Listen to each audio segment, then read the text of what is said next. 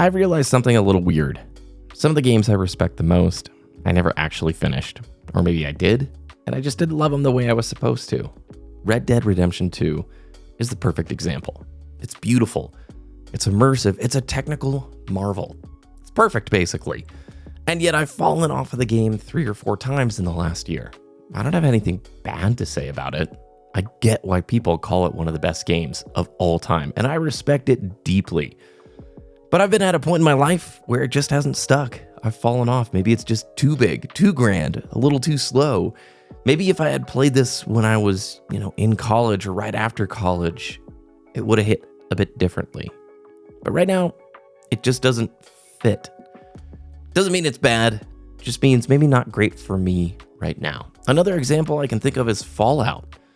Last year, around the same time of the year, I played through Fallout 4 and then immediately went through New Vegas. And although I respect New Vegas as the better game, I know it's a substantially better RPG than Fallout 4, and yet I had more fun on my Fallout 4 playthrough, going through the Far Harbor DLC and using mods. And deep down, I know the shortcomings with Fallout 4. I get the reception now. New Vegas is this timeless masterpiece. You should play it if you haven't. It's incredible. But I just enjoyed my time with Fallout 4 more. Elden Ring. When it first dropped, I started to play through on the Series X. I grew up with Dark Souls 1 and 2, and I loved 3.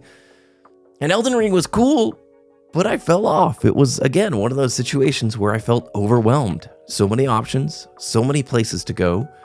Playing it on the Xbox was a little chunky performance-wise, and so I just unintentionally fell off the game until last year.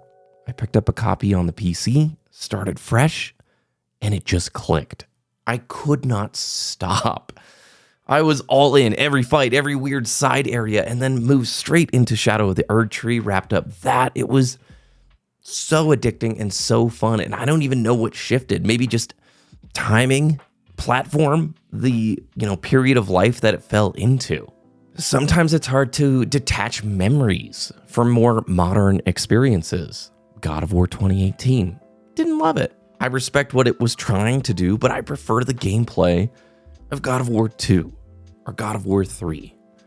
Witcher 3 years ago, played through it. Incredible game. I had a good time, but I don't know if I would ever replay it. I can say it's a 10 out of 10 game, but also not feel a strong urge to go back and experience it again. And on the flip side, sometimes I love games that I know aren't considered, air quote, the best. Dark Souls 2 is a great example. I beat Dark Souls 1 Prepare to Die Edition in 2013, so pretty late, right? Dark Souls 2 was just about to come out, and I was obsessed with that game.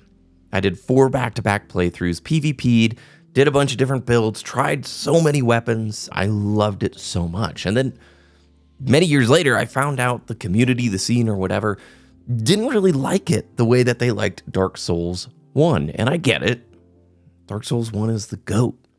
Some of the level design choices, the cohesive world, the influence, the legacy, and yet I still enjoy Dark Souls 2 a heck of a lot more. I know it's not the right answer if you care about internet consensus, but it hit perfectly at the right time, and that counts for something. Then there are the games that you really want to love, but they just sometimes don't fit. Okami, PlayStation 2 masterpiece. People adore the game, but every time I've tried, I get through the very long 30 or 40 minute opening and I just kind of fall off. And I don't doubt that the game pays off, I just haven't made it there yet. Sometimes roguelites. I really have enjoyed Hades, and years ago Dead Cells, but life is changing. When I come home from work, typically I'm choice fatigued. And when I sit down to play, there's a lot of times I don't want 30 different branching outcomes with random modifiers and meta layers. Sometimes you just want something simple that lets you relax. Doesn't mean you don't respect and enjoy those games. Back in the day, I really wanted to love Final Fantasy 15. 7 and 10 are some of my favorite games of all time.